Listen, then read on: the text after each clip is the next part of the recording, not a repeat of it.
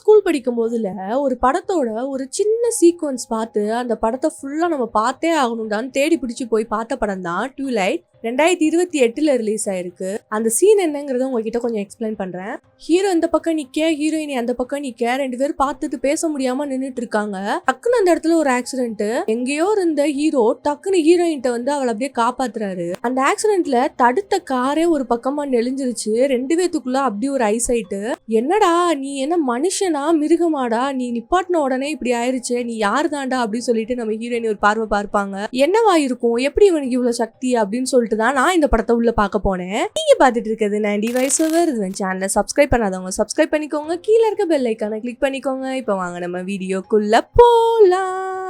படத்தோட ஸ்டார்டிங்ல ஒரு அழகான மான் ஒரு காட்டுக்குள்ள தண்ணி குடிச்சிட்டு இருக்கு. திடீர்னு நிறைய பார்த்து திருப்புடுன்னு ஓட ஆரம்பிச்சு. அங்கிட்டு இருந்து ஒருத்த வந்து டக்குன்னு அதை பிடிக்கிறான். அங்க இருந்து கட் பண்ணி அப்படியே இந்த பக்கம் காமிச்சா நம்மளோட ஹீரோயினியோட என்ட்ரி தான். இவ பேரு இசபெல்லா, இல்ல நம்ம பெல்லான்னு வச்சுக்கலாம். இவங்க அப்பா அம்மா ரெண்டு பேரும் டிவோர்ஸ் பண்ணிக்கிட்டாங்க. இப்ப இவங்க அம்மா கூட தான் இருக்கா. இவங்க அம்மா செகண்ட் மேரேஜ் பண்ணிக்கிட்டதுனால சரி அவங்களுக்கு கொஞ்சம் பிரைவசி கொடுக்கலாம், நாம போய் அப்பா கூட இருக்கலாம் அப்படின்னு சொல்லிட்டு அவ இருக்கிற ஊரை விட்டு அவங்க அப்பா இருக்கிற ஒரு ஊருக்கு கிளம்பி போறா. இப்ப முன்னாடி அவ இருந்த இடம் ரொம்பவே பாலைவனம் மாதிரி. ஆனா இப்ப அவங்க அப்பா கிட்ட போக போற இடம் ஒரே பனிமூட்டமா அழகான மலைகளும் கிராமங்களும் இருக்கிற மாதிரி ஒரு நேச்சரை சுத்தி இருக்கிற ஒரு ஊர் தான்.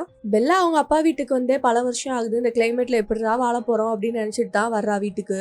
அவங்க அப்பா அவளுக்காக ரூம் எல்லாம் அழகா ரெடி பண்ணியிருக்காரு. சரின்னு சொல்லிட்டு அங்க வந்து கிளம்புனா, எனக்கு எங்க அப்பா கிட்ட பிடிச்சதே இவர் என்னை கண்டுக்க மாட்டாரு அப்படின்னு சொல்றா. அப்புறம் கீழே பார்த்தா அவங்க அப்பாவோட ஃப்ரெண்டு, இவளுக்குமே சின்ன வயசுல அந்த பையன் ஃப்ரெண்டு போல.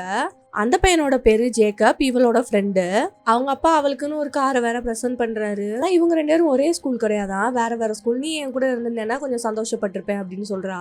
அந்த ஓட்ட வண்டியை எடுத்துட்டு அவ அப்படியே ஸ்கூலுக்கு வந்தா எல்லாரும் அவளை தான் பாக்குறாங்க. பட் ஆனா பெல்லா கிட்ட பிடிச்ச ஒரே விஷயம் என்னன்னா, யார் எப்படி பார்த்தாலும் சரியா அவ பாசிட்டிவிட்டி வேற லெவல்ல இருக்கும். அங்க உள்ள வந்தோடனே ஒரு பையன் இன்ட்ரடியூஸ் ஆகிக்கிறான். இவனோட பேரு எரிக். அதுக்கப்புறம் அவங்க பேஸ்கெட் பால் விளையாண்டுட்டு இருக்காங்க. அங்கேயும் ஒரு 2-3 ஃப்ரெண்ட்ஸ் இவளுக்கு நல்லாவே கிடைக்கிறாங்க. அவங்களோட ஸ்கூல் கேண்டீன்ல உட்காந்து புது ஃப்ரெண்ட்ஸோட அரட்டை அடிச்சிட்டு இருக்கா. அப்பதான் கொஞ்சம் வினோதமா அவங்க பாக்குறதுக்கே அப்படியே கலர்ல வெளிரி போன மாதிரி இருக்காங்க. இவங்கெல்லாம் யாரு அப்படின்னு சொல்லி கேட்டா, அப்ப கூட இருக்கவ சொல்றா, இவங்க வந்து டாக்டரோட இருக்கப்பட்ட பசங்க. இவங்க எல்லாருமே ஒன்னா தான் இருப்பாங்க. இவங்க பாக்குறது கொஞ்சம் வினோதமாவும் இருப்பாங்க அப்படின்னு சொல்றா.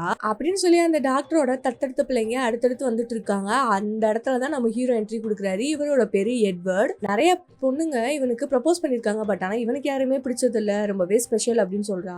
ஹீரோயினி அவனை ஒரு மாதிரி அப்படியே பார்த்துட்டே இருக்கா. கிளாஸ்க்கு போலான்னு பார்த்தா ஹீரோ அங்கதான் உட்காந்துருக்கா. இவ அப்படியே ஒரு ஹீரோயின் ஃபீல் அப்படியே உள்ள போய் உட்கார்றா. ஆனா ஹீரோ என்னமோ கெட்ட நாத்த வர மாதிரி மூக்க பிடிச்சிட்டு உட்காந்துருக்கான். அவளுக்கே சந்தேகமா வருது, நம்ம மேல எதுவும் கெட்ட நாத்த அடிக்குதா அப்படின்னு. மறுபடியும் அவனை திரும்பி பார்த்தா ஏதோ வாந்தி வர மாதிரி ரியாக்ட் பண்ணிக்கிட்டு இருக்கான். என்ன பறவை காய்ச்சல் வந்த பன்றியாடா, எதுக்குடா இப்படி பாக்குற அப்படிங்கிற மாதிரிதான் இருக்கு நம்ம ஹீரோயினோட மைண்ட் வாய்ஸ். பெல் அடிக்குதுன்னு உட்காந்துருப்பான் போல. பெல் அடிக்க கூட இல்ல, டக்குனு எழுந்து ஓடிட்டான் அந்த இடத்த விட்டு. அப்புறம் கிளாஸை விட்டு வெளியே வந்தவன் எனக்கு கிளாஸை கொஞ்சம் மாத்தி கொடுங்களேன்னு சொல்றான். இல்ல இங்கதான் இருந்தாகணுமாங்கிற மாதிரி சரிப்பா ஹீரோயினிய ரொம்ப கேவலமா பார்த்துட்டு அங்க இருந்து போயிட்டான். அவளுக்கு அதுல இருந்தே மண்டைக்குள்ள ஓடிக்கிட்டே இருக்கு, என்ன நினைச்சு இந்த மாதிரிலாம் நம்ம கிட்ட பண்றான் அப்படின்னு. அவங்க அம்மா போன் போட்டு பேசிட்டு இருக்காங்க. எனக்கு நிறைய ஹோம் ஒர்க் இருக்குன்னு போனை வச்சிடறா. அதுக்கப்புறம் ஹீரோ எதுக்கு நம்மள அந்த மாதிரி வந்து பார்த்தான், நம்ம என்ன அவ்வளவு வியடாவா இருக்கோம் அப்படின்னு சொல்லிட்டு அவளுக்குள்ள ஒரு யோசனை. நாளைக்கு ஸ்கூலுக்கு வரட்டான், அவன்கிட்ட நேரா போய் எதா இருந்தாலும் கேட்டுடலாம் அப்படின்ட்டு படுத்துட்டா. அப்புறம் பார்த்தா ஹீரோ ஸ்கூலுக்கே வரவே இல்லை. என்னடா இவன் ஸ்கூலுக்கு வரலையே அப்படின்னு சொல்லி எங்க பார்த்தாலும் அவனை தான் தேடிட்டு இருக்கா. யாரோ 2 பேர் ஒருத்தனை தேடி பிடிச்சு அடிச்சு உதச்சுக்கிட்டு இருக்காங்க. எல்லாமே பாக்குறதுக்கு ரொம்ப வினோதமா இருக்கு. அப்புறம் அவங்க அப்பா வேலையில விட்டு வந்தோடனே சொல்றாரு, செக்யூரிட்டி கார்டு செத்து போயிட்டான், அதுக்கு நான் போகணும், அதனால நான் வர லேட் ஆகும், நீ உன்னை பாத்துக்கோ அப்படின்னு சொல்லிட்டு போறாரு. மறுநாள் பார்த்தா ஸ்கூலுக்கு வரா. அந்த எரிக் கொஞ்சம் இவகிட்ட வலியுற மாதிரி தெரியுது. ஆனா அவ எதுவுமே கவனிக்காம ஹீரோ வந்துட்டான் போல இன்னைக்கு. அதை பார்த்துட்டு அவன் பக்கத்துல வேகமா போய் உட்கார்றா. சரி போய் உட்காந்து பேச போறான்னு பார்த்தா எதுவுமே பேசல, அமைதியா உட்காந்துருக்கா. ஆனா எட்வர்டே வந்து ஆட்டோமேட்டிக்கா பேசுறான். போன வாரம் நான் அப்படி நடந்துகிட்டதுக்கு சாரி, கொஞ்சம் வியடா இருந்துச்சு அப்படிங்கிற மாதிரி சொல்லி சமாளிக்கிறான். அப்புறம் கிளாஸ்ல ஒரு அசைன்மெண்ட் கொடுக்குறாங்க, 2 பேரும் சேர்ந்து பண்றாங்க. ஹீரோ பேசினாலே மேடம்க்கு அப்படியே உள்ளுக்குள்ள பட்டர்ஃப்ளை எல்லாம் பறக்குது. அவன் என்ன கேட்டிருப்பானா, அந்த கிளைமேட் உனக்கு பிடிக்குதா அப்படின்னு கேட்டிருப்பான். இல்ல எனக்கு இது சுத்தமா பிடிக்கல, அப்புறம் எதுக்குமா அந்த ஊருக்கு வந்த அப்படிங்கிற மாதிரி கேட்கையும், அதெல்லாம் பர்சனல் ரீசன்ஸ் உங்ககிட்ட சொல்ல முடியாதுன்னு சொல்றா. இவங்களோட கான்வர்சேஷன் ரொம்ப நல்லாவே போகுது. அதுக்கப்புறம் தான் சொல்றா, அந்த மாதிரி 2 பேரும் டிவோர்ஸ் வாங்கிட்டாங்க, எங்க அப்பா கூட இருக்கிறதுக்காக வந்திருக்கேன் அப்படிங்கறத சொல்லிட்டா. அப்புறம் அவன் என்ன கேக்குறானா, போன வாரம் உன் கண்ணு பாக்குறதுக்கு வேற கலர்ல இருந்துச்சு, எப்படி இந்த வாரம் வேற கலர்ல இருக்கு, நீ ஏதாவது லென்ஸ் போடுறியா அப்படின்னு சொல்லி கேக்குறா. என்னடா லென்ஸ் போட்டிருக்கியா தானடா கேட்டா, வேற ஏதோ கேட்ட மாதிரி உயிரை கையில பிடிச்சிட்டு ஓடுறான் அங்கிட்டு இருந்து. அப்பதான் கரெக்டா இந்த சீன் 2 பேரும் வந்து பாத்துக்கிறாங்க. 2 பேராலுமே பேசிக்க முடியல. ஏன்னா 2 பேருக்குள்ளயும் இன புரியாத ஒரு காதலா என்னன்னே தெரியல அவங்களுக்கே. அப்பதான் அந்த ஆக்சிடென்ட் நடக்குது. நம்ம ஹீரோ வந்து அங்க ஒரு ஆக்சிடென்ட் நடக்கையா அவளை அந்த காரு கிட்ட இருந்து காப்பாத்தி இருப்பான். அந்த காரு நெளிஞ்சதை பார்த்து ஹீரோயினுக்கு அப்படியே ஒரே ஆச்சரியம், எப்படிடா இவனால இதை பண்ண முடிஞ்சிச்சு அப்படின்னு. அப்புறம் டாக்டர்கிட்ட கூட்டிட்டு போய் ஃபர்ஸ்ட் எய்ட்லாம் பண்றாங்க. அவங்க அப்பாவும் வந்து பார்த்து ரொம்பவே பயந்து போறாரு. ஒன்னும் இல்லப்பா நான் நல்லா தான் இருக்கேன் அப்படின்னு சொல்றா. இப்பதான் நம்மளுக்கு காமிக்கிறாங்க அந்த டாக்டர் யாருன்னு. இவர் தான். சரி நீ எல்லாமே நல்லா தான் இருக்கு அப்படின்னு சொல்றாரு. உங்க பையன் தான் என்னை காப்பாத்துறேன்னு சொல்லி அவருமே அந்த கேள்வியை அப்படியே அவாய்ட் பண்ணிட்டு போயிட்டாரு. இவளுக்கு எல்லாமே வந்து ஒரு வினோதமா ஒரு கொஸ்டின் மார்க்கை ஏற்படுத்துது. அங்க இருந்து வெளியே வந்துடுறா. பார்த்தா டாக்டர் அவங்க எல்லாரும் நின்று பேசிட்டு இருக்கேன், ஒளிஞ்சு நின்று கேக்குறா. அதை பாத்துறாங்க. நான் உன்கிட்ட கொஞ்சம் பேசணும் எட்வர்ன்னு சொல்லி இவன் வந்து பேசுறான். அப்ப அவ கேக்குறா, எப்படி நீ வந்து அவ்வளவு தூரத்துல இருந்து அவ்வளவு ஃபாஸ்டா என் பக்கத்துல வந்து என்னை காப்பாத்துன, எனக்கு ரொம்பவே கன்ஃபியூசிங்கா இருக்கு, கொஞ்சம் சொல்றியான்னு கேட்டா. வெள்ளா உனக்கு மண்டையில கொஞ்சம் அடிபட்டு இருக்குன்னு நினைக்கிறேன், நான் உன் பக்கத்துல தானே நின்னேன், மறந்துட்டியா அப்படிங்கிற மாதிரி இவளையே கன்ஃபியூஸ் பண்ணி விட்டு அங்க இருந்து போயிடுறான். அப்புறம் வீட்டுக்கு போனா கனவுல கூட நீதானே அப்படின்னு ஹீரோ தான் வராரு. அப்புறம் மறுநாள் ஸ்கூல்ல வந்து ஹீரோவே வெறிக்க பாத்துட்டு இருக்கா. மைக்குன்னு ஒருத்தனை சொல்லியிருப்பேன்ல, அவன் வந்து என்ன கேக்குறானா, இந்த மாதிரி ஒரு ஃபங்க்ஷன் இருக்கு நீ என் கூட வரியான்னு கேட்டா. இல்ல நான் வந்து வேற ஒரு இடத்துக்கு போக வேண்டிய வேலை இருக்கு அப்படின்னு சொல்லி அவாய்ட் பண்ணிடுறா. எல்லாரும் ஸ்கூல் ட்ரிப்பா எங்கேயோ கிளம்பிட்டு இருக்காங்க போல. அப்ப பஸ்ல ஏறி வந்தா ஒரு நர்சரி கார்டன் மாதிரி இருக்கு, அந்த இடத்துக்கு வந்து தான் பாத்துட்டு இருக்காங்க. அப்ப ஹீரோ வந்து கேக்குறான், என்ன இந்த வீக்கெண்ட் எங்கேயோ வெளியே போறியாம்ல, எங்க போற, அந்த இடத்துல என்ன இருக்கு அப்படின்னு சொல்லி கேக்குறான். நான் பேசுனது உனக்கு எப்படி அவ்வளவு தூரத்துல இருந்து கேட்டுச்சுன்னு கேட்டா. 2 பேரும் மாத்தி மாத்தி கேள்வி கேட்டுட்டு இருந்தா யாருக்குமே பதில் கிடைக்காது அப்படின்னு புரியாத மாதிரி எதையோ வந்து வளட்டி விட்டுறான் ஹீரோ. அப்புறம் ஏதோ ஒரு டிசீஸ் மாதிரி ஒரு பேரை சொல்லிட்டு கூகுள்ல வேணா சர்ச் பண்ணிப்பாரு அப்படிங்கிற மாதிரி சொல்லிட்டு போயிட்டான். அப்ப இந்த பக்கம் ஃப்ரெண்டுக்காரி வந்து பேசிக்கிட்டு இருக்கா, இந்த மாதிரி ஃபங்க்ஷனுக்கு என்னை கூப்பிட்டுருக்கான் அப்படின்ட்டு. அம்மா போயிட்டு இருக்கவளை பிடிச்சி நம்ம 2 பேரும் ஃப்ரெண்ட்ஸா இருக்க வேணாம்னு சொல்றான். ஏன் உனக்கு அது இப்பதான் தருதா, இவ்வளவு நாள் பேசும்போது தரலையா, என்னைய காப்பாத்துனதுல இருந்தே நீ ரொம்பவே வித்தியாசமா நடந்துக்கிற அப்படின்னு சொல்லி 2 பேரும் மாத்தி மாத்தி ஆர்கியூ பண்ணிக்கிறாங்க. உடனே ஹீரோ கோவப்பட்டு உனக்கு என்னை பத்தி எதுவுமே தெரியாது அப்படின்னு சொல்லிட்டு அங்க இருந்து கிளம்பிட்டான். அதே டென்ஷனோட வீட்டுக்கு போனா அவங்க அப்பா பேசுற எதுவுமே மேடமோட காதுல விழுகவே இல்லை. அப்புறம் மறுநாள் ஸ்கூலுக்கு வரா. ஹீரோ இவனை அப்படியே ரொம்பவே அவாய்ட் பண்றான். அப்ப ஃப்ரெண்ட்ஸ் எல்லாரும் என்ன சொல்றாங்கன்னா, பக்கத்துல ஒரு பீச் இருக்கு, நம்ம எல்லாரும் அங்க போகலாமா அப்படின்னு சொல்லி பேசிட்டு இருக்காங்க. சரி நான் வரேன் அப்படின்னு சொல்லி ஃப்ரெண்ட்ஸ்ட சொல்லிட்டு அங்க போய் ஃப்ரூட்ஸ் எடுக்கலான்னு போனா ஹீரோ மறுபடியும் அவனா வந்து பேசுறான். பொண்ணுங்களுக்கு தான் மூட் ஸ்விங்ஸ் வரும்னு பார்த்தா உன்னோட மூட் ஸ்விங்ஸ்னால எனக்கு தான் டிப்ரெஷன் ஆகுது அப்படின்னு சொல்றா.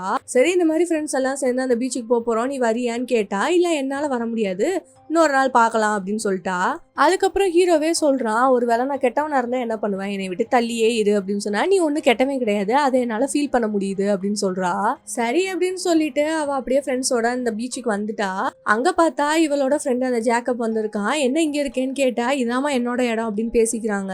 விட பெல்லா கூப்பிட்டு இருக்கான், அவன் வரமாட்டேன்னு சொல்லிட்டான் அப்படின்னு சொல்லியா. அந்த கூட்டத்துல இருந்து ஒருத்தன் சொல்றான், கலன்ஸ் எல்லாரும் இந்த இடத்துக்கு வரமாட்டாங்க, இதுக்கு வந்து ரெஸ்ட்ரிக்ஷன்ஸ் இருக்கு அப்படின்னு சொல்லியா. இவளுக்கு ஒண்ணுமே புரியல. அப்புறம் ஜேக்கப்பை கூப்பிட்டு வந்து 2 பேரும் தனியா பேசுறாங்க. அப்ப இதை கேட்காம விட மாட்டேன் அப்படிதானு சொல்லிட்டு பெல்லாட்ட சொல்ல ஆரம்பிக்கிறான். இது ஒரு பழைய பயங்கரமான கதை, நாங்கெல்லாம் வந்து குலிக்ஸ், இவங்கெல்லாம் வந்து உல்ஃப்ல இருந்து வந்தவங்க. சரி உன்னோட கதை இது அப்படின்னா கலன்ஸோட கதை என்னன்னு கேட்டா, என்னோட கொள்ளு தாத்தா அந்த கலன்ஸுங்கிறவங்கள பாத்துருக்காங்க, அவங்க வேட்டையாடும் போது அவங்க எல்லாம் வேம்பையர், இந்த இடத்துக்கு அவங்க வராம இருந்தா அவங்கள பத்தின உண்மையை நாங்க வெளி உலகத்துக்கு சொல்ல மாட்டோம்னு சொல்லி எங்களுக்குள்ள ஒரு ஒப்பந்தம் இருக்கு, அதனாலதான் அவங்க இந்த இடத்துக்கு வரமாட்டாங்க. பட் ஆனா இதெல்லாம் நம்ப கூடியது கிடையாது, இதெல்லாம் பழங்காலத்து கதை அப்படின்னு சொல்லிடுறான். அவளுக்கு இதெல்லாம் கேக்குறதுக்கு ரொம்பவே வினோதமா இருக்கு. அப்படியே அங்க கட் பண்ணி இந்த பக்கம் புதுசா ஒரு 3 கேரக்டரை இங்க இன்ட்ரோடியூஸ் பண்றாங்க. யாருன்னே தெரியல, ஒருத்தனை போட்டு பயமுறுத்திக்கிட்டு இருக்காங்க. அப்படி கட் பண்ணி இந்த பக்கம் ஹீரோயின் வீட்டை காமிச்சா அவன் சொன்னதெல்லாம் இவ கூகுள்ல சர்ச் பண்ணிக்கிட்டு இருக்கா. ஒரு புக்கு வந்து அவளுக்கு காட்டுது. அப்புறம் ஸ்கூலுக்கு வந்து ஹீரோவை தேடி பார்த்தா அவனை எங்கேயுமே காணோம். அப்ப ஃப்ரெண்டு சொல்றா, இவங்க இந்த வாரம் ஃபுல்லா வரமாட்டாங்க, டாக்டர் வந்து அவங்க எல்லாரையும் கேம்பின் மாதிரி வெளியே கூட்டு போயிருவாரு, என் அப்பா அம்மா எல்லாம் கூட்டு போக மாட்டேங்கிறாங்கப்பா அப்படின்னு சொல்லி பேசிட்டு இருக்கா. சரி நம்ம எல்லாரும் ஒரு டவுனுக்கு போலாமான்னு கூப்பிடையும் சரின்னு சொல்லி இவள் ஜாயின் பண்ணிக்கிறா. அப்புறம் அந்த இடத்துக்கு போய் ஃப்ரெண்ட்ஸ் எல்லாம் ட்ரெஸ்ஸை வந்து ஷாப்பிங் பண்ணிக்கிட்டு இருக்காங்க. பட் ஆனா இவ மட்டும் உட்காந்துட்டு நான் லைப்ரரிக்கு போயிட்டு வந்துடுறேன் அப்படின்னு சொல்லிட்டு லைப்ரரிக்கு போறா. புக்கை வாங்கிட்டு வரதுக்குள்ள ரொம்பவே இருட்டிடுது. ஒரு 4-5 பசங்க அவளை ரொம்பவே கலாய்க்கிறாங்க. அவளுக்கு ரொம்பவே பயமாகுது. பார்த்தா திடீர்னு அந்த இடத்துல கார்ல நம்ம ஹீரோ வந்து நின்று நம்ம ஹீரோயினிய காப்பாத்துறான். நீ எப்படி இந்த இடத்துக்கு இவ்வளவு சீக்கிரமா வந்த அப்படின்னு கேட்டா, அந்த பசங்க எல்லாம் உன்னை ரொம்பவே தப்பா யோசிக்கிறாங்க அப்படின்னு சொல்றான். அவனுங்க என்ன யோசிக்கிறானுங்கன்னு உனக்கு எப்படி தெரியும்னு கேட்டா, நானும் ஒரு பையன் தானமா அப்படின்னு சொல்றான். இதை பத்தி பேசாத, என்னோட கோவம் ரொம்பவே அதிகமாகுது சொல்லிட்டு காரை வேகமா ஓட்டிக்கிட்டு இருக்கான். எனக்கு சீட் பெல்ட் தேவைப்படாது, நீ ஃபர்ஸ்ட் போட்டுக்கோ அப்படின்னு சொல்லி ஹீரோயினிய சொல்றான். அப்படியே அங்க இருக்கிற ரெஸ்டாரண்ட்டுக்கு வந்துடுறான். ஃப்ரெண்ட்ஸ் 2 பேரும் இவ்வளவு நேரம் உனக்காக வெயிட் பண்ணி பார்த்தோம், நாங்க சாப்பிட்டுட்டோம், நீ கோச்சிக்காத அப்படின்னு சொன்னா, இல்ல நான் தான் வந்து அவளை கூப்பிட்டுட்டு போயிட்டேன், நீங்க ஒன்னும் கோச்சிக்காதீங்க, நாங்க 2 பேரும் சாப்பிட்டுட்டு வரோம் அப்படின்னு சொல்லிட்டு அவங்க 2 பேரும் ரெஸ்டாரண்ட்டுக்கு போய் உட்காந்து சாப்பிட்டா அவ தான் எல்லாமே ஆர்டர் பண்றாளே தவிர நம்ம ஹீரோ எதுவுமே ஆர்டர் பண்ண மாட்டேங்கிறான். இதுவுமே அவளுக்கு ரொம்ப வித்தியாசமா இருக்கு. என்ன நீ சாப்பிட மாட்டேங்கிற அப்படின்னு கேட்டா, நான் ஒரு ஸ்பெஷலான டயட்ல இருக்கேன், அதனாலதான் சாப்பிட மாட்டேங்கிறேன் அப்படின்னு சொல்றான். அப்ப அவ கேக்குறா, நீ என்ன ஃபாலோ பண்ணிட்டு வந்தியான்னு கேட்டா, இருக்கலாம் மேபி, ஆனா நீ என் கூட இருக்கும் போல உன்னை வந்து அப்படியே பாதுகாத்துக்கிட்டே இருக்கணும் போல தோணுது, உன்னை விட்டு தூரமாவே போக முடியல அப்படின்னு சொல்லி எட்வர்ட் சொல்றாரு.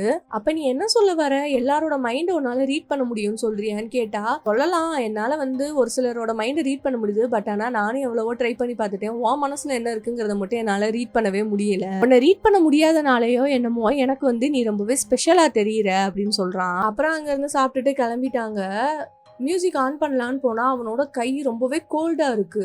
என்ன உன் கை இவ்வளவு கோல்டா இருக்கு அப்படின்னு சொல்லி பேசிட்டு வரும்போதுலயே போலீஸ் ஸ்டேஷனு அவங்க அப்பா அங்கதான் இருக்காரு. டாக்டர் கூட வெளியே வரையும் என்ன எங்க அப்பாவும் இங்க இருக்காரு சொல்லிட்டு 2 பேரும் உள்ள போறாங்க. சரி நீங்க பாத்துக்கோங்க அப்படின்னு சொல்லிட்டு எட்வர்ட்ட சொல்லிட்டு அவ உள்ள போயிட்டா. உள்ள போய் பார்த்தா அவங்க அப்பா சொல்றாரு, என்னோட ஃப்ரெண்டு எப்படி இறந்து போனானே தெரியல, அடுத்தடுத்து நம்ம ஊர்ல ரொம்பவே கொலை நடக்குது, ரொம்பவே மர்மமா இருக்கு, அதனால இந்த பெப்பர் ஸ்ப்ரேயோ கொஞ்சம் நீ பத்திரமா வச்சுக்கோமா, எனக்கு கொஞ்சம் பயம் இல்லாம இருக்கும் அப்படின்னு சொல்லி அவகிட்ட ஒரு பெப்பர் ஸ்ப்ரேயை கொடுக்குறாரு அவங்க அப்பா. அதுக்கப்புறம் ஹீரோயினியா அந்த லைப்ரரியில இருந்து எடுத்துட்டு வந்த புக்கை வீட்டுல உட்காந்து படிக்க ஆரம்பிக்கிறா. அதை படிக்கிற விஷயம் எல்லாமே வந்து அதுல கோல்டு ஒன்னு எழுதியிருக்கு. அப்போ வந்து அவங்க ரத்தத்தை குடிப்பாங்க அப்படின்னு சொல்லியிருக்கு. ஹீரோவோட கையும் ரொம்பவே ஜில்லுன்னு இருந்திருக்கும், அதை யோசிச்சு பாக்குறா. அப்புறம் அவங்களுக்கு சாவே கிடையாது அப்படின்னு எழுதியிருக்கு. அப்புறம் எல்லாரை விட அவங்க ரொம்பவே ஃபாஸ்டா இருப்பாங்க அப்படின்னு எழுதியிருக்கு. அந்த ஆக்சிடென்ட் நடக்கும்போது அவன் ரொம்பவே ஸ்ட்ராங்காவும் ஃபாஸ்டாவும் இருந்திருப்பான். இந்த மாதிரி எல்லா விஷயம் தெரிஞ்சதுக்கு அப்புறம் அவன் உண்மையிலே வேம்பயரா அப்படிங்கறது அவளுக்கு தெரிஞ்சு கனவுல இவளோட ரத்தத்தை அவன் குடிக்கிற மாதிரி எல்லாம் இவளுக்கு கனவு வருது. மறுநாள் ஸ்கூலுக்கு வந்தோடனே அவன் அப்படியே அவாய்ட் பண்ணிட்டு அங்க இருந்து காட்டுக்குள்ள வேகமா போறா. ஹீரோவும் ஃபாலோ பண்ணிட்டே போறான். போய் ஒரு இடத்துல நின்று அவ சொல்றான், நீ எல்லாத்த விட வேகமாவும் இருக்க, ரொம்ப ஸ்ட்ராங்காவும் இருக்க, நீ எதுவுமே சாப்பிட மாட்டேங்கிற, அது மட்டும் இல்லாம நிறைய விஷயங்கள் உன்னோட ஒத்து போகுது, ஒருவேளை நீ அப்படின்னு சொல்லி ஸ்டாப் பண்ணிடுறா. அப்ப சொல்லு, உனக்கு தான் எல்லாமே தெரிஞ்சிருக்குல, நான் யாருங்கிறத சொல்லு அப்படின்னு சொல்லி கேட்டுட்டே இருக்கான். அதுலயே ஹீரோக்கு தெரிஞ்சு போச்சு இவளுக்கு எல்லாமே தெரிஞ்சிருச்சு அப்படின்னு. சரி அப்படின்னா ஒரு கேள்வி கேளு, நான் என்ன சாப்பிடுவேன்னு கேளு அப்படின்னா, இல்ல நீ என்னைய வந்து ஹர்ட் பண்ண மாட்டேன்னு எனக்கு நம்பிக்கை இருக்கு. இப்படி அவ சொல்லையுமே அவன் விறுவிறுன்னு அவ கையை பிடிச்சு அப்படியே கூட்டு போறான். எங்க கூட்டு போறேன்னு கேட்டா, நம்ம 2 பேரும் மலைக்கு மேல போக போறோம், வா போலாம் அப்படின்னு சொல்லிட்டு, மேகமூட்டமே இல்லாத இடத்துக்கு நம்ம 2 பேரும் போக போறோம், சூரிய வெளிச்சம் என் மேல பட்டா என்ன ஆகுங்கிறத நீ பார்த்து கண்டிப்பா தெரிஞ்சுக்கணும் அப்படின்னு சொல்லிட்டு என்ன நினைச்சான்னு தெரியல, அவளை முதுகுல உட்கார வச்சுட்டு கண்ணிமைக்கு நொடியில அவ்வளவு ஃபாஸ்டா போயிட்டு இருக்கான். ஆக்சுவலி இப்ப நம்ம ஹீரோ ஒரு வேம்பயர் அப்படிங்கிறது நம்மளுக்குமே தெளிவா தெரிஞ்சிருச்சு. அவன் மலை உச்சிக்கு போய் சட்டப்பட்டன் எல்லாம் கழட்டி விட்டுட்டு நிக்கிறான். பார்த்தா அப்படியே டைமண்ட் ஜொலிக்கிற மாதிரி அப்படியே ஜொலிச்சுக்கிட்டு இருக்கான். அவ பார்த்துட்டு நீ ரொம்பவே அழகா இருக்க அப்படின்னு சொன்னா ஹீரோக்கு அவன் மேலேயே கோவம் வருது. நான் ஒன்னும் அழகாலாம் கிடையாது, நான் ஒரு கொலகாரன், நான் வந்து ரத்தத்தை மட்டும் தான் குடிப்பேன், நான் தான் இந்த உலகத்திலேயே ரொம்ப டேஞ்சரான ஒரு மனுஷன், எனக்கு சாவே கிடையாது, நீ என்னை விட வேகமா ஓடுவியான்னு சொல்லிட்டு அங்கிட்டு இங்கிட்டு வேற பக்கமா போயிட்டு வந்துட்டு இருக்கான். இவளுக்கு பயத்துல அப்படியே என்ன பண்றதுனே தெரியல. என்னோட பலத்தை பார்த்து கூட நீ பயப்படவே இல்ல, உனக்கு என்னதான் வேணும் என்கிட்ட இருந்து அப்படின்னு ஹீரோ கேட்டா, நான் உன்னை பார்த்து எதுக்கு பயப்படணும், எனக்கு உன்னை பார்த்தா பயமே கிடையாது, நான் எதுக்கு தெரியுமா உன்னை விட்டு தள்ளி போனேன், உன் ரத்தம் வந்து இருக்கிறதுலயே என்னைய வந்து கொடூரனா மாத்துது, உன் ஸ்மெல் அப்படியே என்னை இழுக்குது, உன்னை பார்த்தாலே உன் ரத்தத்தை அப்படியே குடிக்கணும் போல தோணுது அப்படின்னு சொல்லியிருக்கான். இப்பதான் தெரியுது, டே ஃபர்ஸ்ட் லுக்ல அப்ப நீ லவ்வோட அவளை பார்க்கல, எப்படிதான் அவகிட்ட இருந்து ரத்தத்தை குடிக்கலாம் தான் பார்த்திருந்திருக்கியா அப்படின்னு சொல்லிட்டு இப்பதான் ஹீரோயினுக்கே தெரிய வருது. ஆனாலும் ஒரு ஸ்டேஜுக்கு போக போக உன்னை நான் வந்து ரொம்பவே லவ் பண்ண ஆரம்பிச்சிட்டேன், உனக்காக என்ன வேணாலும் செய்யலாங்கிற ஒரு ஸ்டேஜுக்கு நான் போயிட்டேன் அப்படின்னு சொல்றான். ஆனா எவ்வளவுதான் என்னை கண்ட்ரோல் பண்ணாலும் உன்னோட வாடை என்னை இழுத்துக்கிட்டே இருக்கு, அதனாலதான் உன்னையே விலகி போக சொன்னேன், நீயும் போக மாட்டேங்கிற. அவன் எல்லாத்தையும் சொல்லி முடிச்சிடுறான். அதுக்கப்புறம் இவ சொல்றான், எனக்கு ரொம்பவே பயமா இருக்குன்னு சொல்றா. இதுக்குதான் சொன்னேன் என்னை விட்டு தள்ளி இருன்னு சொன்னேன், நான் உன்னை பார்த்து பயமா இருக்குன்னு சொல்லல, உன்னை விட்டு ரொம்ப தூரமா போயிருவேணும்னு தான் எனக்கு பயமா இருக்கு, உன் கூட நான் வாழ்க்கை ஃபுல்லா வாழணும் அப்படி சொல்லி ப்ரப்போஸே பண்ணிடுறா இவனுக்கு. அவன் அப்படியே பக்கத்துல வந்து ரத்தத்தை குடிக்கிற மாதிரி வந்து ஒரு கிஸ் பண்ணிட்டு, இது போதாதான் நீ என் கூட வாழ்க்கை ஃபுல்லா வாழ்றதுக்குன்னு இவனும் அதை அக்செப்ட் பண்ணிக்கிறான். இப்ப என்ன தெரியுது, இந்த படத்துல ஒரு மனுஷனும் ஒரு வேம்பயரும் லவ் பண்ண போறாங்க. சூப்பரா இருக்க போது படமே இதுக்கு மேல. அப்புறம் மறுநாள்ல இருந்து கைப்பிள்ளைய கையில பிடிக்க முடியலடா அப்படிங்கிற மாதிரி மறுநாள் காலேஜ்ல எட்வர்டு அவ கூட ரொம்பவே க்ளோஸா வந்துட்டு இருக்கான். இது எல்லாருமே ஸ்கூல்ல பாத்துட்டு தான் இருக்காங்க. பார்த்துட்டு போறாங்க, எனக்கு என்ன அவசியம், இருக்கிற வரைக்கும் நல்லா என்ஜாய் பண்ணிட்டு போயிடலாம் அப்படின்னு சொல்லிட்டு வர்றான் ஹீரோ. அப்புறம் 2 பேரும் அவங்கள பத்தி தெரிஞ்சுக்கிறாங்க. நீ எப்படி இந்த மாதிரி மாறின அப்படின்னு சொல்லி கேட்டா, 1980ல நான் ஒரு விஷத்தினால பாதிக்கப்பட்டிருந்தேன். டாக்டர் தான் வந்து அப்ப என்னைய கடிச்சு இந்த மாதிரி காப்பாத்தினாரு. அதுக்கப்புறத்துல இருந்து தான் நான் வேம்பயரா இருந்தேன் அப்படின்னு சொன்னா. அப்ப டாக்டர் உன்னைய கடிச்சாரா, உனக்கு ரொம்பவே வலிச்சுச்சான்னு கேட்டா, அப்புறம் என்ன இனிக்குமா, வலிக்கதான் செஞ்சுச்சு அப்படின்றான். அப்ப ஹீரோ என்ன சொல்றான்னா, நாங்க வந்து மனுஷ ரத்தத்தை கொஞ்சம் குடிச்சா கூட எங்களால கட்டுப்படுத்திக்கவே முடியாது. அப்பனா டாக்டர் அவரை வந்து கட்டுப்படுத்திட்டு தான் உங்க எல்லாரையும் இப்படி காப்பாத்தினாரான்னு கேட்டா, ஆமா, நாங்க அதுல இருந்து மனுஷ ரத்தத்தையே குடிக்கிறது கிடையாது, நாங்க கண்ட்ரோல் பண்ணிக்கிட்டோம். நாங்க வந்து விலங்குகளோட ரத்தத்தை மட்டும் தான் குடிச்சு இப்ப உயிர் வாழ்ந்துகிட்டு இருக்கோம் அப்படின்னு சொல்றான்.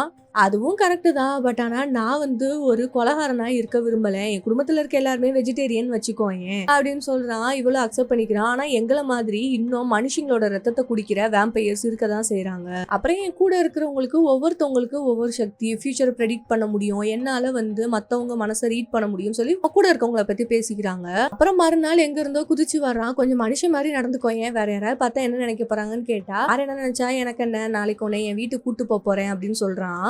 என்னது உன் வீட்டுக்கா, உன வீட்டுல இருக்கவங்களுக்கு எல்லாம் என்னைய பிடிக்குமா அப்படின்னு சொல்லி கேக்குறா. ஆனா இப்படி ஒருத்தி நான் பார்த்ததே கிடையாதுப்பா. என் வீட்டுல இருக்கவங்க எல்லாரும் வேம்பயர்னு தெரிஞ்சு கூட அவங்க உன்னைய கொன்றுவாங்களான்னு யோசிக்கல. என் வீட்டுல இருக்கவங்களுக்கும் உன்னை பிடிக்குமான்னு யோசிக்கிறியா அப்படின்னு சொல்லி 2 பேரும் பேசிட்டு இருக்காங்க. அந்நேரம் பார்த்தா அவன் டக்குனு அங்க இருந்து கிளம்பிட்டான். போகும்போதுல அந்த ஜாக்சனோட வண்டி வருது, அதை பார்த்துக்கிட்டே தான் போறான். அப்புறம் மறுநாள் எட்வர்ட் பெல்லாவை கூட்டிட்டு அவன் வீட்டுக்கு வரான். வீடு அப்படியே கிளாஸால ரொம்பவே சூப்பரா இருக்கு. இப்ப எட்வர்ட் என்ன சொல்றான்னா, இந்த வீட்டுல மட்டும்தான் நாங்களா இருப்போம், யாருக்காகவும் பயந்தோ ஒளிஞ்சோ வாழ தேவையில்லை அப்படின்னு சொல்லி கிச்சனுக்குள்ள வந்து பார்த்தா எல்லாரும் இவளுக்காக சமைச்சிட்டு இருக்காங்க. அப்புறம் அவங்களோட அம்மா அப்பாவை இன்ட்ரோடியூஸ் பண்ணி வைக்கிறா. அப்புறம் இன்னும் 2 பேரையும் இன்ட்ரோடியூஸ் பண்ணி வைக்கிறான். நான் வந்து சாப்பிட்டுட்டு வந்துட்டேன், நீங்க எல்லாம் சாப்பிட மாட்டீங்கல்ல, எதுக்காக எனக்காண்டி இவ்வளவு கஷ்டப்படுறீங்கன்னு சொன்னா அங்க இருக்கிற ஒரு பொண்ணு ரொம்பவே கோவப்படுறா. இவளோட பேரு ரோஸ்ன்னு வச்சுக்கலாம். உனக்காக எல்லாத்தையும் ப்ரிப்பேர் பண்ணி வச்சுட்டா, நீ சாப்பிட்டு வந்துட்டேன்னு சொல்றேன்னு கேட்டா அவ கொஞ்சம் கோவக்காரி, நீ அதெல்லாம் கண்டுக்காத அப்படின்னு சொல்றாங்க.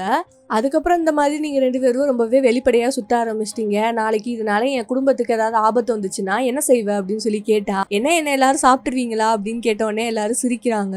அப்புறம் இன்னும் ஒரு 2 பேர் அந்த வீட்டுக்குள்ள என்டர் ஆகுறாங்க. காலேஜ்ல பாத்துருப்போம்ல, ஸ்கூல்ல பாத்துருப்போம்ல, அவங்கதான் காலேஜ் ஸ்கூலுன்னு மாத்தி வருது இதுல.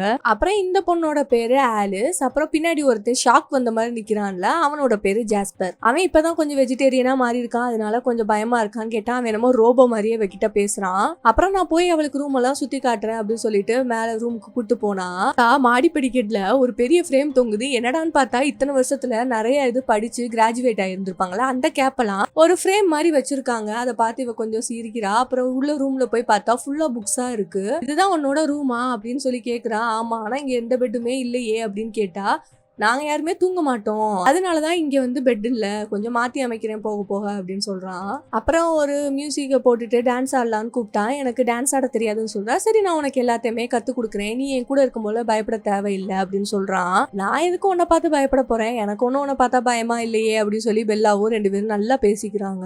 அப்புறம் அவளை கூட்டிட்டு மரத்துக்கு தாவுறான். அப்படியே 2 பேரும் அப்படியே காதல்லே மிதக்க ஆரம்பிக்கிறாங்க. அவனுக்கு தெரிஞ்ச எல்லாத்தையுமே அவளுக்கு சொல்லியும் கொடுக்குறான். அதுக்கப்புறம் அவங்க அப்பா வந்து ரெஸ்டாரண்ட் இருக்காங்க, இவளும் வர்றா.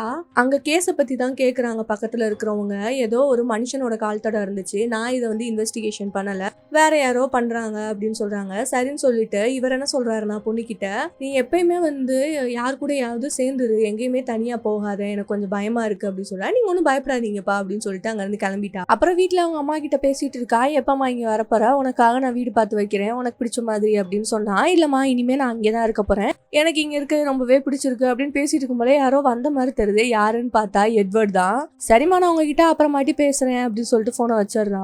நீ எப்படி ரூம்குள்ள வந்தேன்னு கேட்டா ஜன்னல் வழியா தான் சொல்றான். உன்னை நிறைய வாட்டி நான் ஜன்னல் வழியா ரசிச்சிருக்கேன் நீ தூங்கும் போது, இப்பதான் ஃபர்ஸ்ட் டைம் உள்ள வந்திருக்கேன் அப்படின்னு சொல்லிட்டு 2 பேரும் கிஸ் பண்ணிக்கிறாங்க.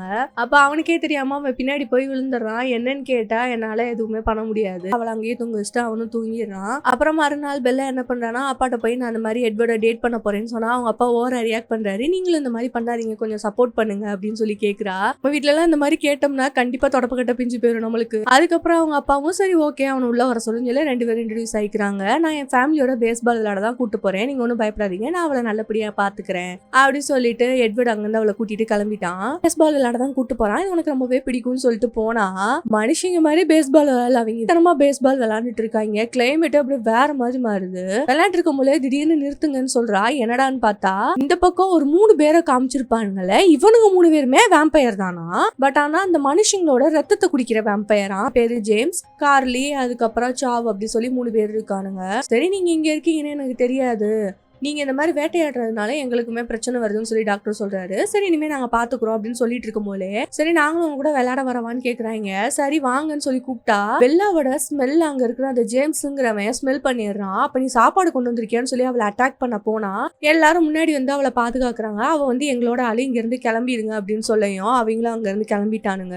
சரி இங்க இருந்து அவளை கூட்டு போயிரு அப்படின்னு சொல்றாரு அவங்க அப்பா. சரின்னு சொல்லிட்டு அவன் கூட்டு போறான். வர வழியில சொல்றான், என்ன அவங்க இனிமே என்ன ஃபாலோ பண்ண போறாங்களான்னு கேட்டா ஆமா, அவன் கண்டிப்பா உன்னை விடவே மாட்டான் அப்படின்னு சொல்லிட்டு இருக்கான். அவன் ஃபர்ஸ்ட் இப்போ உன் வீட்டுக்கு தான் போவான்னு சொன்னா என் அப்பா அங்க இருக்காருன்னு சொல்றா. அப்ப நான் அவங்க அப்பாவை காப்பாற்ற முடியாது, உன்னதான் காப்பாற்ற முடியும்னு சொன்னா இல்ல எனக்கு எங்க அப்பா முக்கியம்னு சொல்லிட்டு வேமா வீட்டுக்கு வந்துட்டு நீ இங்க இருக்காத என்னை விட்டு போயிரு அப்படி சொல்லி கத்திட்டு போறா. அவங்க அப்பா என்ன ஆச்சுன்னு சொல்லிட்டு பின்னாடியே போய் கேக்குறாரு. அப்படி கத்திட்டு அவன் மேல போய் கதவை சாத்திக்கிறா. என்னன்னு பார்த்தா அவன் உள்ளதான் இருக்கான். இதெல்லாம் ஒரு டிராமா போல, கீழே வெயிட் பண்ணு நான் வரேன்னு சொல்லிட்டு அவங்க அப்பா கிட்ட சொல்றான். ஆமா நான் அவனை பிரேக்கப் பண்ணிட்டேன், இனிமே நான் இங்க இருக்க மாட்டேன், நான் கிளம்புறேன் அப்படி சொல்லி அவசர அவசரமா எல்லாத்தையும் பேக் பண்ணிட்டு இருக்கா. இல்லம்மா அதுக்காண்டி நீ இங்க இருந்து போகணுமா, போகாத, இப்பதான் ரொம்ப வருஷம் கழிச்சு நீ என் கூட இருக்கேன்னு சொன்னா இல்ல நான் போய் தான் ஆகணும்னு சொல்லிட்டு கார் எடுத்துட்டு கிளம்பிட்டா. அந்த ஜேம்ஸ்ங்கிறவன் இது எல்லாத்தையும் பார்த்துட்டு தான் இருக்கான். கார்ல போயிட்டு இருக்கும் போலே எட்வர்டும் அவ கூட ஜாயின் பண்ணிக்கிறான். திடீர்னு யாரோ வர மாதிரி இருக்கு. யாருன்னு பார்த்தா இவங்க ஃபேமிலி மெம்பர்ஸ் தான். அவளை பாதுகாப்பா வச்சுக்கிறதுக்காக எல்லாரும் ஃபாலோ பண்றாங்க. எங்க வராங்கன்னு பார்த்தா எட்வர்டோட வீட்டுக்கு தான் வந்திருக்காங்க. பார்த்தா அந்த கூட்டத்துல இருக்க ஒருத்தன் எங்க இருக்கான், அவங்கள வான் பண்றதுக்காக தானே வந்திருக்கேன், அவங்க 2 பேரும் சாதாரணமான ஆள் கிடையாது அப்படி சொல்லிட்டு அங்க இருந்து கிளம்பிட்டான். அப்புறம் அவங்க பிளான் பண்றாங்க, கண்டிப்பா அவனை கொலை பண்ணி தான் ஆகணும், இதுக்கு வேற வழியே கிடையாது அப்படின்னு சொல்லிட்டு பெல்லாவை வந்து மிச்சம் இருக்கிற 2 பேத்து கூட அனுப்பி வச்சுட்டு இந்த ரோஸ் இவங்க எல்லாம் சேர்ந்து அவனை கொலை பண்ணிடலாம்னு பிளான் பண்றாங்க.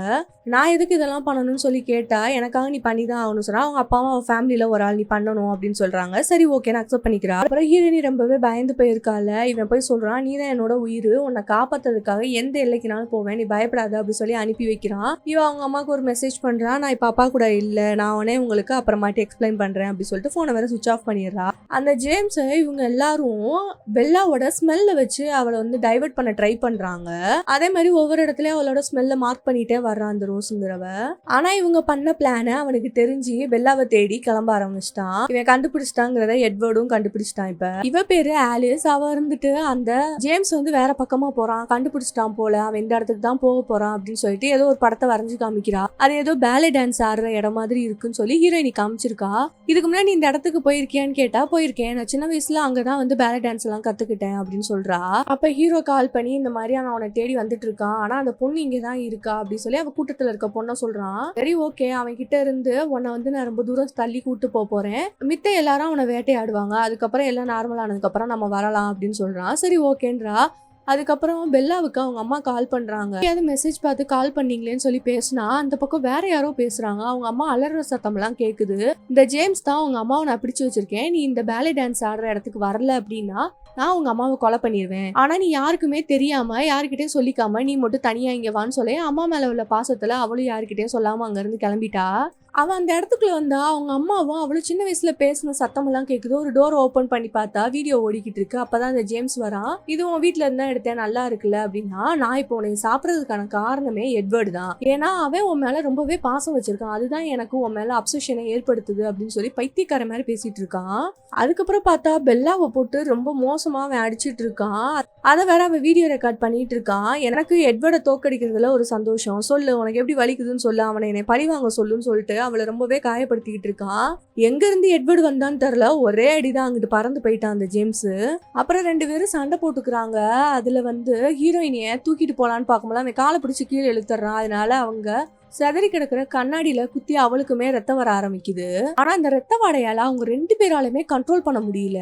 ஜேம்ஸ் என்ன பண்றானா எட்வர்டை அடிச்சுட்டு அவ கையில அப்படியே கடிச்சு வச்சிடறான். அவளுக்கு அப்படியே ஒரு மாதிரி ஷிவர் ஆகுது பாடி எல்லாம். உன்னை கொல்லாம விட மாட்டேன்னு சொல்லிட்டு எட்வர்ட் வெறித்தனமா அவனை போட்டு அடிச்சுட்டு இருக்கான். அதுக்குள்ள ஃபேமிலி மெம்பர்ஸ் எல்லாரும் வந்துட்டாங்க. அவனை நாங்க பாத்துக்கிறோம் அப்படின்னு சொல்லிட்டு அவனை அங்க கூட்டிட்டு போய் அவங்க ஒரு பக்கமா எரிச்சிட்டாங்க. கடைசியா அந்த ஜேம்ஸ்ங்கிறவன் செத்து போயிட்டான். ஆனா அந்த பக்கம் பெல்லாவை பார்த்தா ரொம்பவே உயிருக்கே போராடுற மாதிரி துடிச்சுக்கிட்டு இருக்கா. இந்த பக்கம் பெல்லா பக்கம் ஆலிஸ் போனா கூட அவளுக்கும் அந்த ரத்த வாடை வந்து ரொம்பவே வேணும் அப்படின்னு தேவைப்படுது. இவங்க எல்லாருமே என்னதான் இருந்தாலும் வேம்பயர்ஸ் தானே, அவங்க அப்பா தான் வந்து தடுக்கிறாரு அந்த டாக்டர். அப்ப அந்த டாக்டர் வந்து பார்த்துட்டு என்ன சொல்றாரு, உடம்புல விஷம் ஏறிடுச்சு, நீ கண்டிப்பா அதை வந்து உறிஞ்சி எடுத்துதான் ஆகணும் அப்படின்னு சொல்லி எட்வர்ட்ட சொன்னேன். என்னால அதை பண்ண முடியாது, அவர் ரத்தத்தை ஒரு வாட்டி குடிக்க ஆரம்பிச்சிட்டேன்னா என்னால நிறுத்த முடியாது அப்படின்னு சொல்றா. உன்னால மட்டும்தான் அதை கரெக்டா பண்ண முடியும், நீ பண்ணு அப்படின்னு சொல்றாரு. வலிக்காம பாத்துக்கிறேன்னு சொல்லிட்டு வேற வழியே இல்லாம அந்த விஷத்தை எடுக்கிறதுக்காக இந்த பக்கம் எட்வர்ட் வந்து அவளை கடிக்க ஆரம்பிக்கிறான். டாக்டர் தான் வந்து நிப்பாட்டுறாரு. உன்னால முடியும், ஸ்டாப் பண்ணுன்னு சொன்னா அவனுக்கு எல்லாமே அவள் லவ் பண்ணது எல்லாமே ஞாபகம் வந்து எப்படியோ ஒரு வேலையை அவளை காப்பாத்தி ஹாஸ்பிட்டல்ல அட்மிட் பண்றாங்க. அவங்க அம்மா தான் பக்கத்துல உட்காந்து இருக்காங்க. அப்புறம் அவங்க அம்மா சொல்றாங்க, இந்த மாதிரி மேல இருந்து விழுந்துட்டமா, எட்வர்ட் தான் உன்னை காப்பாத்தி இங்க கொண்டு வந்தான், ஒரு நிமிஷம் கூட உன்னை விட்டு கொடுக்கல அப்படின்னு சொன்னா அவளுக்கு தான் என்ன நடந்துச்சுங்கிறது தெரியும்ல. உடனே அவங்க அம்மா சொல்றாங்க, உங்க அப்பா கீழே தான் இருக்காரு, நீ எப்படி என் கூட இருக்கிறியாமா, நீ அங்க போக மாட்டேல அப்படின்னு கேட்டா, இல்ல நான் அங்கதான் போவேன், அப்பா கூட தான் இருப்பேன் அப்படின்னு சொல்றா. சரி ஓகே உன் விருப்பமான்னு சொல்லி விட்டுறாங்க. அவங்களும் அப்பாவை போய் பார்த்துட்டு வரேன்னு சொல்லிட்டு வெளியே கிளம்பிட்டாங்க. அவங்க அம்மா வெளியே போனோடனே இந்த பக்கம் எட்வர்ட் வந்து அவகிட்ட பேசுறான். அந்த பொண்ணு அங்கிருந்து தப்பிச்சு போயிட்டா, ஜேம்ஸ் மட்டும் தான் எங்களால கொலை பண்ண முடிஞ்சிச்சு, உனக்கு பிரச்சனை இன்னும் முடியவே இல்லை, அதனால நீ உங்க அம்மா கூடயே போயிரு, அப்பனா தான் உன்னால என் கிட்ட இருந்து தள்ளி இருக்க முடியும், இல்லைன்னா என்னை சுத்தி இருக்கவங்க உன்னை ஹர்ட் பண்ணிடுவாங்கன்னு சொன்னா என்னால போக முடியாதுன்னு சொல்றா. கொஞ்ச நாளைக்கு அப்புறம் அவங்க அப்பா கூடயே வந்துட்டா போல. இந்த ஸ்கூல்ல ஏதோ ஒரு ஃபங்க்ஷன் இருந்திருக்கும்ல, அதுக்குதான் இவன் கூட கிளம்பி அழகா ட்ரெஸ் பண்ணிட்டு வந்தனே, அப்பா முன்னாடி அழகா இருக்கேன்னு சொல்றான். அவர் அப்படியே பாக்குறாரு, நான் அவளை பாத்துக்கிறேன் அங்கிள் சொல்லிட்டு கூப்பிட்டு வந்துட்டான். அவரு சரின்னு சொல்லி அனுப்பி வைக்கிறாரு. எட்வர்ட் அந்த ஃபங்க்ஷனுக்கு அவளை கூட்டிட்டு வந்து அங்க உட்கார வைக்கிறான். பார்த்தா அந்த பக்கம் அந்த ஜேக்கப் கிரவன் வந்துட்டான் ஃப்ரெண்டு. எங்க அப்பா வந்து உன்னை உன் பாய் ஃப்ரெண்ட் கிட்ட இருந்து தள்ளி இருக்க சொன்னாரு, அவன் கூட பிரேக்கப் பண்ண சொன்னாரு, உனக்கு ஹெல்ப் பண்ண சொன்னாருன்னு சொன்னா. ரொம்பவே தேங்க்ஸ், ஆனா நீ சொல்றதெல்லாம் எதுவும் நடக்காதுன்னு சொல்றதுக்குள்ளே எட்வர்ட் வந்துட்டான். சரி ஓகே நான் உன்னை அப்புறம் பாக்குறேன்னு சொல்லிட்டு ரெண்டு பேரும் முறைச்சு பார்த்துட்டே இருக்கானுங்க. அவன் அப்படியே கிளம்பிட்டான். உன்னை கொஞ்ச நேரம் கூட விட்டுட்டு போக முடியல, ஓனாய் கூட்டம் மொத்தமா உன் பின்னாடி தான் நிக்குது போல அப்படி சொல்லி இவன் வேற கிண்டல் பண்ணிட்டு இருக்கான். அப்புறம் உள்ள கூட்டிட்டு வந்தா ஃப்ரெண்ட்ஸ் எல்லாரும் இருக்காங்க. அவங்க எல்லாரும் பார்த்துட்டு ரெண்டு பேரும் தனியா டான்ஸ் ஆட வந்தா. அவ சொல்றா, நீ எதுக்கு என்னை காப்பாத்தின, நானும் விட்டா உன்னை மாதிரியே மாறி இருந்திருப்பேன்ல, என்னால உன்னை விட்டெல்லாம் போக முடியாது, எனக்கு இப்படியே வயசாயிட்டே இருக்கு, உன்னை விட்டுட்டு செத்து போயிருவேணும்னு பயமா இருக்குன்னு சொன்னா. இதுதான் இயற்கையோட நீதி, இதை மாத்துறதுக்கு நீ ட்ரை பண்ணாத, அதுவும் முடியாதுன்னு சொன்னா. ஆலிஸ் சொன்னா, உன்ன மாதிரியே என்னால மாற முடியும்னு சொன்னா, நீ ஏன் அதை பண்ண மாட்டேங்கிற அப்படின்னு சொன்னா. அதெல்லாம் பண்ண முடியாது, நீ ஒன்னும் மான்ஸ்டர் கிடையாது அப்படின்னு சொல்லிக்கிட்டு இருக்கான். இப்ப நீ வந்து எங்களை மாதிரி ஆகிறதுக்கு ரெடியா இருக்க, கழுத்துல கடிக்க போற மாதிரி போயிட்டு கிஸ் பண்ணிட்டு இதுவே போதும் நமக்கு, நான் உன் கூட எப்பயுமே இருப்பேன்னு சொல்றா. இது எல்லாத்தையுமே அந்த பொண்ணு ஓரமா நின்று பாத்துக்கிட்டு தான் இருக்கா. இவளோட பேரு விக்டோரியா. அடுத்த பாட்டு இவளை வச்சுதான் இருக்கும் போல. நெக்ஸ்ட் பார்ட் போலாமா வேணாமா அப்படிங்கறத நீங்க தான் கண்டிப்பா கீழே கமெண்ட் பண்ண போறீங்க. Bye guys.